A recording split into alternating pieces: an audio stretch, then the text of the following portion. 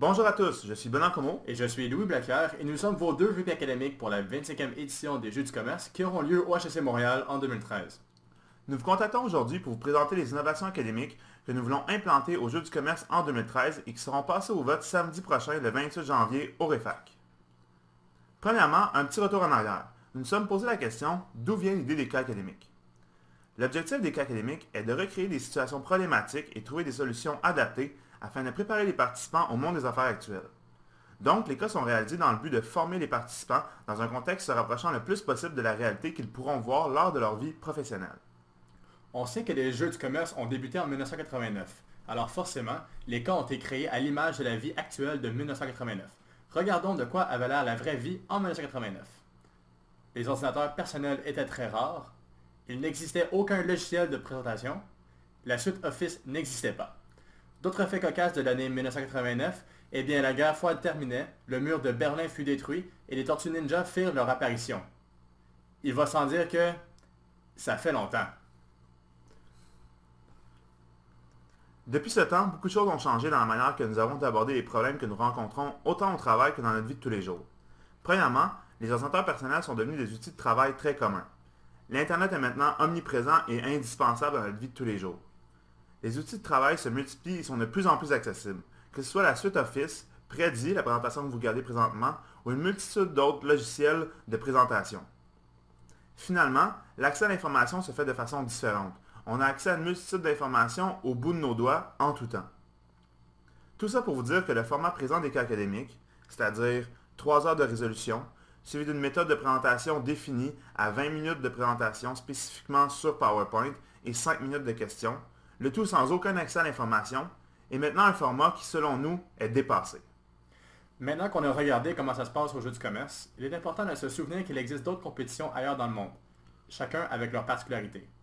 En exemple, l'Alberta Energy Challenge a un format de présentation où les participants ont 2 minutes pour commencer leur présentation sans se faire interrompre, suivi de 20 minutes où les juges peuvent leur demander des questions de clarification et qui se termine avec un 3 minutes protégé pour qu'ils puissent conclure leur présentation en beauté.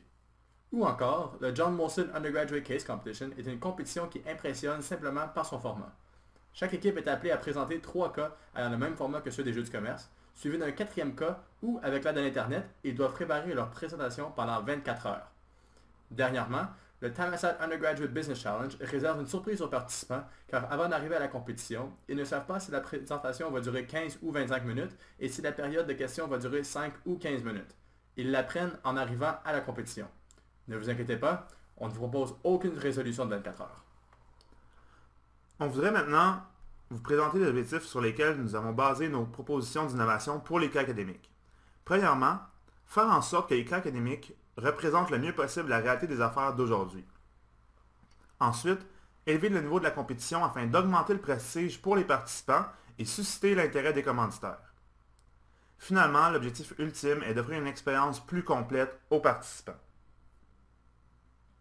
Ce que nous aimerions vous rappeler, c'est qu'en 2013, nous avons une opportunité. Une opportunité d'élever les cas académiques au niveau qu'ils méritent. Pour ce faire, nous avons fait nos recherches et nous avons établi quel genre d'amélioration s'intégrerait bien à notre formule présente des cas académiques et qui répondrait aux objectifs que nous avons mentionnés. Premièrement, les résolutions de 3 heures sont bien, mais nous croyons qu'une résolution plus longue fera en sorte que les équipes pourraient mettre sur pied des résolutions plus complètes, ce qui est plus intéressant pour les commanditaires. Ensuite, nous avons regardé la possibilité de donner l'accès à l'Internet aux équipes lors de leur résolution. L'Internet est un outil qui a le potentiel d'ajouter beaucoup plus de valeur aux résolutions et rendrait l'expérience plus réaliste pour les participants. Pour continuer, nous savons que PowerPoint est un outil extrêmement puissant, mais peut être contraignant. Il existe d'autres outils de présentation qui permettraient aux participants de démontrer leur créativité et leur originalité, et nous aimerions donner ce choix aux participants. La dernière option que nous avons considérée est d'ajouter une partie interactive au cas.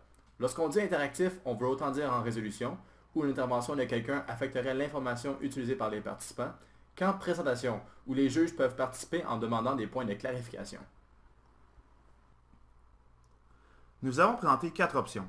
On ne croit pas que ces options sont mutuellement exclusives, c'est-à-dire qu'on doit choisir l'une des 4. On croit plutôt qu'elles peuvent toutes être intégrées à une 5e option que nous vous proposons, les cas 2.0. Les cas 2.0 ne sont pas un modèle défini, mais bien un concept dont nous voulons développer les caractéristiques avec vous afin de créer un nouveau modèle pour les jeux du commerce qui plaira à l'ensemble des étudiants.